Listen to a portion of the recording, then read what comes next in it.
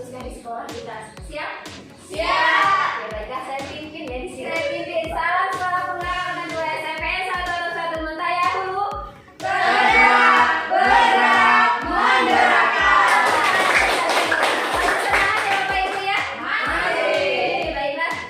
Pada hari ini saya akan menyampaikan materi tentang penyusunan KOS bagian 1. KOS di sini adalah kurikulum operasional sekolah, khususnya dalam analisis karakteristik satuan pendidikan dalam visi, misi, dan tujuan satuan pendidikan. Jadi sebelum masuk ke materi, sebelumnya saya ingin bertanya kepada Bapak Ibu guru sekalian, apakah itu kurikulum? Ada yang tahu? Silahkan angkat tangan. Oke, silahkan Bu Eka Indiana. Acuan dalam membuat perencanaan pembelajaran. Ya cukup?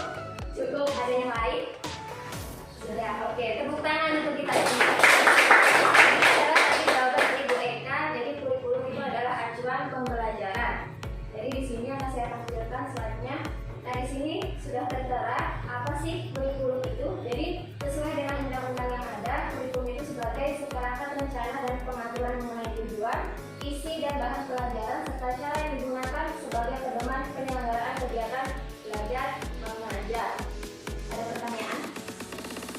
Atau ada yang kurang paham?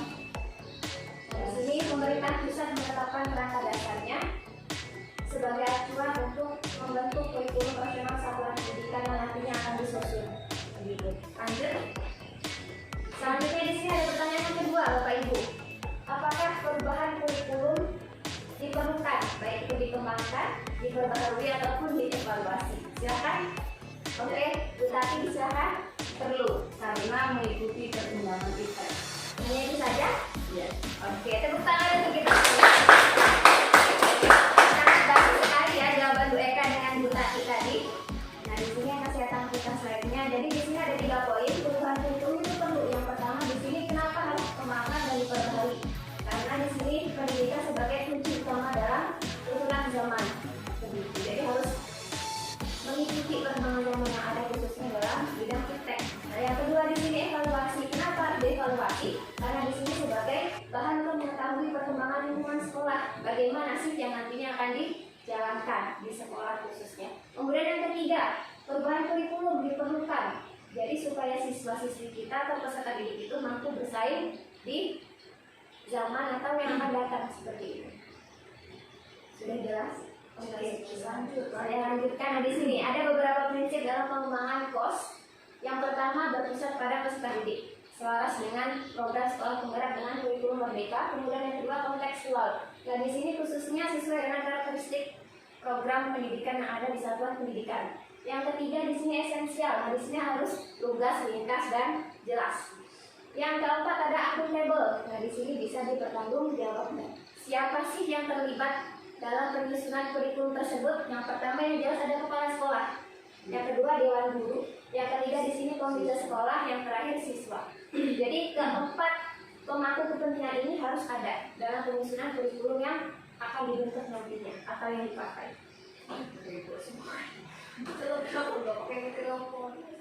Selanjutnya di sini posisi dan fungsi profil pelajar Pancasila dalam penyusunan kurikulum sangat penting sekali. Kenapa? Karena di sini tujuannya ada 3. Yang pertama sebagai tujuan jangka panjang, nanti bagaimana sekolah ini akan berlangsung ketika menyampaikan proses belajar mengajar yang disampaikan oleh dewan guru tersebut. Yang kedua di sini sebagai tujuan kompetensi dan karakter, nanti bagaimana siswa tersebut menjalankan sesuai dengan bakat dan minatnya yang akan dijalankan. Kemudian yang ketiga, benang merahnya, permasalahannya apa sih yang ada di dalam sekolah itu. Nanti kita sama-sama mencari solusi yang ada. Jadi di situ pemangku kepentingan yang ada harus bekerja sama dengan baik.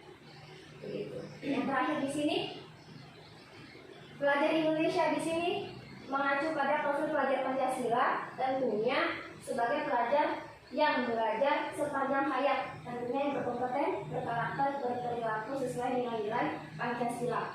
Jadi sekarang ini ada di abad ke-21, otomatis semuanya harus menyesuaikan, baik bapak ibu gurunya maupun peserta didiknya dan semuanya. Ada pertanyaan? Oke, lanjut. Nah di sini yang terpenting dalam penyusunan kurikulum operasional di satuan pendidikan itu ada 6. Yang pertama ada karakteristik satuan pendidikan. Otomatis di sini ada tentang psikologisnya, filosofisnya, kemudian keadaan teknologinya bagaimana, sosial budaya dan sebagainya. Kemudian yang kedua ada visi, misi dan tujuan. Nah di sini visi ini adalah cita-cita bersama. Jadi di sini cita-citanya itu harus berupa keadaan sekolahnya bagaimana. Jadi harus bersifat di sini akurat, kemudian bisa dipercaya dan menyenangkan, disesuaikan dengan peserta didik yang ada di sekolah masing-masing. Kemudian di sini untuk misinya ini di sini adalah rumusan tentang misi supaya bisa dilaksanakan dengan baik. Kemudian yang ketiga ada tujuan itu berpusat kepada peserta didiknya. Mau seperti apa nantinya peserta didik yang ada? Seperti itu. Jadi di sini visi, misi dan tujuannya harus selaras. Begitu. Kemudian yang ketiga pengorganisasian pembelajaran. Nah, di sini mencakup tentang waktu belajar, beban mengajar. Jadi di sini sistemnya ada sistem blok, mingguan, dan cara pengorganisasian lainnya, pemetaan pembelajaran tentunya. Kemudian yang keempat ada rencana pembelajaran. Di sini rencana dalam 1 tahun mengajar bagaimana yang akan disusun. Kemudian yang kelima pendampingan, evaluasi dan pengembangan profesional. Nah di sini harus dilakukan oleh pemimpin satuan pendidikan atau kepala sekolah langsung.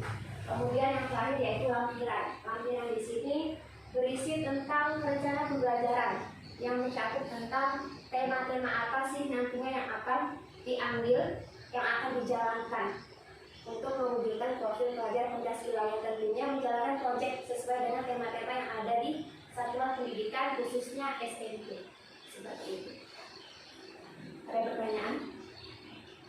Oke, saya lanjutkan kembali. Nah, di sini yang terakhir proses penyusunan kurikulum operasional sekolah. Yang pertama kita harus menganalisis, yang kedua merumuskan, yang ketiga menentukan, yang keempat menyusun, dan yang kelima merancang. Jadi itu adalah prosesnya. Saya pimpin kembali untuk salam sekolah penggerak. Masih semangat atau tidak ini sebenarnya? Semangat. Salam sekolah penggerak SMS 111 Mentaya Hulu. Tergerak, bergerak, menggerakkan. Wassalamualaikum warahmatullahi wabarakatuh.